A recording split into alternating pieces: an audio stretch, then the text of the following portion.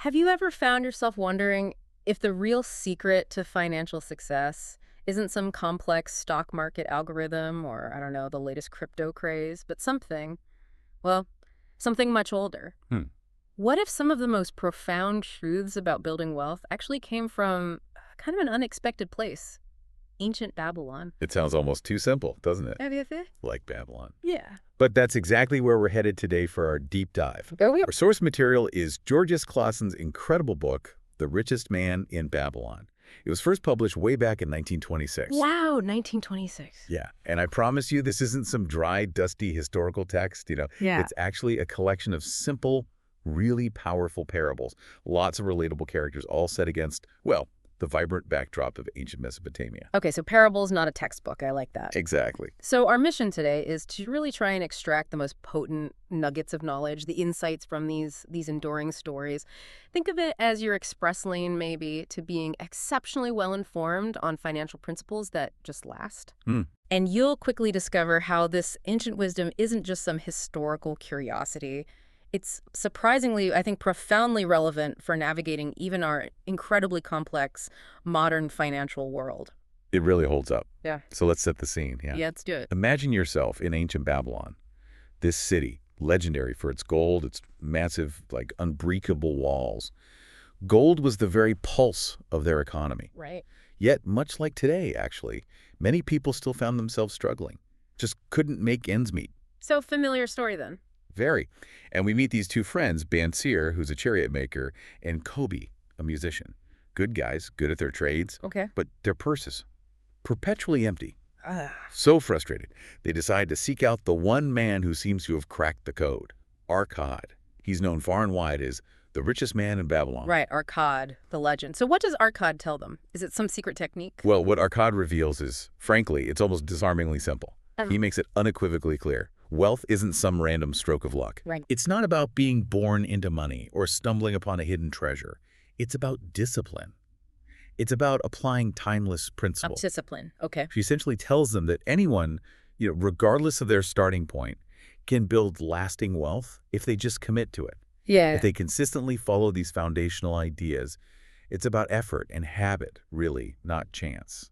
And Arkad doesn't just give them, vague philosophy, right? He lays out something practical. Oh, absolutely. He gives them a concrete, step-by-step blueprint. It's famously called the 7 Cures for a Lean Purse. 7 cures. I like the sound of that. Yeah, and these aren't just suggestions. They're truly actionable steps designed to, transform your financial reality. Okay, let's dive into them. What's the first cure? All right, the very first cure, and honestly, it's the most foundational, is to pay yourself first. Pay yourself first. Heard that one before, but what did Arkad mean by it exactly? He instructed them to save at least 10%, 10th part of their income, before spending a single point on anything else. 10%.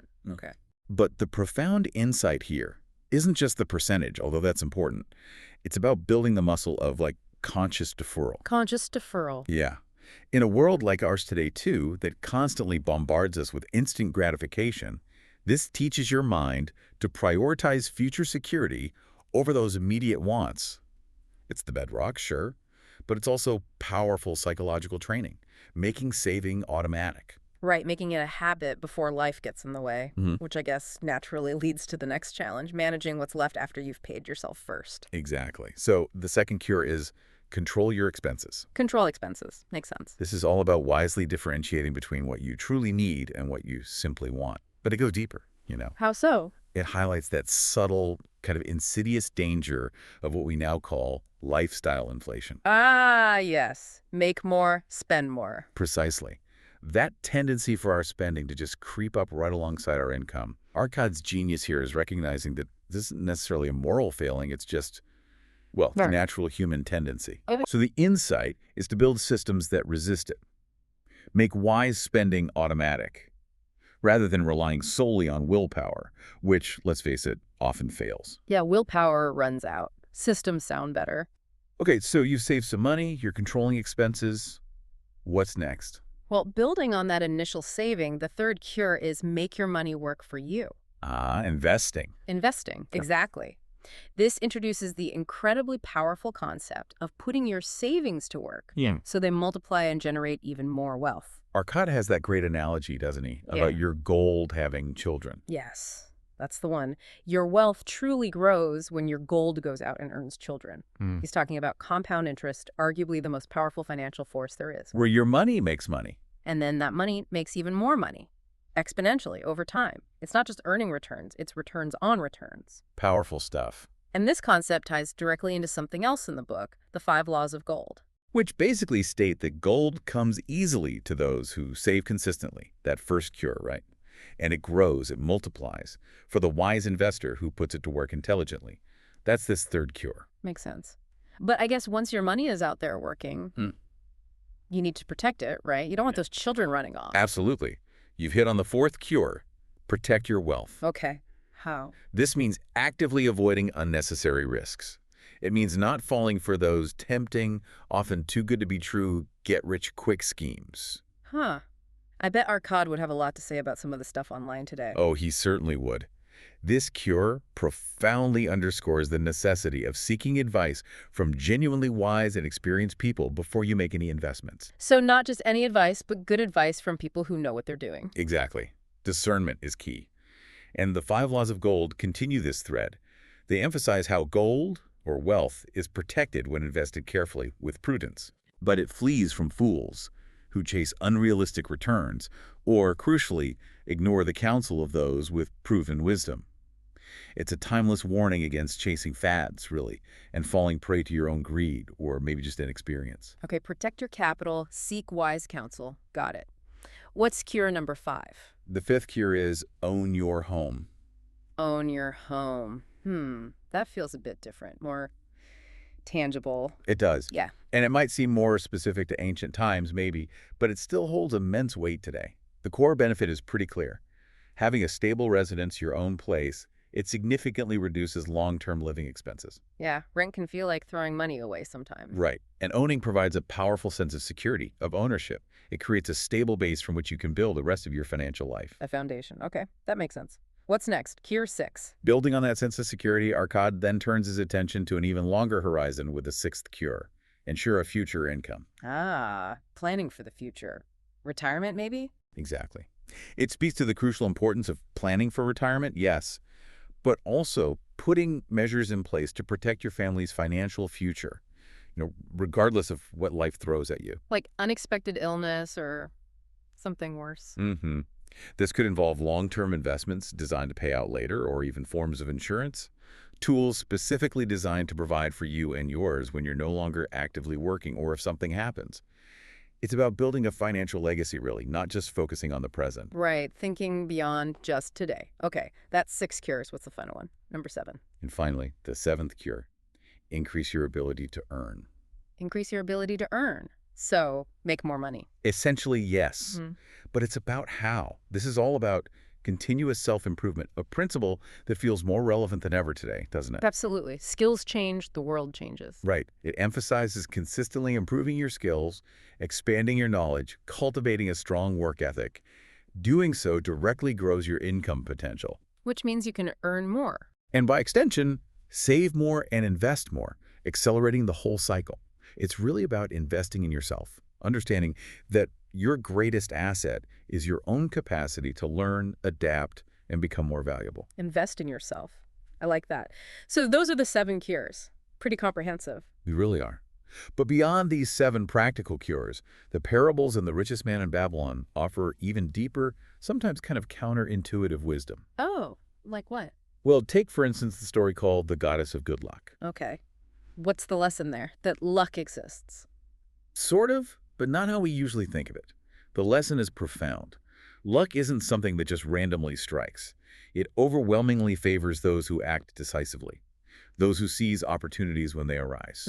So luck favors the prepared and the bold. Exactly. It contrasts sharply with how procrastination and hesitation can prevent financial growth. That's so powerful, especially today when we can get paralyzed by endless information, endless options. You just wait for the perfect moment. Which never comes, right? Think about how many brilliant ideas just wither because someone hesitated on a crucial decision. Yeah. Babylon reminds us that action itself often creates its own luck, doesn't it? Procrastination, hesitation. The story shows there are huge barriers. regardless of what opportunities might technically come your way. It's about readiness and actually doing something. Taking the plunge. Okay, that's a big one. What other themes come up? Indeed. Another absolutely crucial theme, explored in multiple stories actually, is the inherent danger of debt. Debt. Always relevant. Always. We see this powerfully in the parable of the gold lender of Babylon. It teaches us to be extremely cautious when both lending and borrowing. Okay. The key takeaway is to avoid unnecessary debt whenever possible. And if you do lend, make absolutely sure that repayment is secured. It's about respecting the value of money and, well, the power of obligation. Okay. Caution with debt. But what about people who are already, deep in it, like so many are today? Does Babylon offer any hope there? It absolutely does. And that's where the story of Dabasir comes in, from the camel trader of Babylon. It's such a compelling answer to that exact question. Davasir. What's his story? Dabasir was once literally enslaved by his debts, crushing debt. And the story meticulously details how he regained his freedom Ow. by following a disciplined repayment plan. He dedicated a portion of his earnings, specifically 2/10, to systematically pay down his creditors. Another portion, 7/10, was for his living expenses. And crucially, He still saved. he still saved that first tenth for himself, even while paying off huge debts. His journey truly shows that even the most overwhelming debt can be overcome.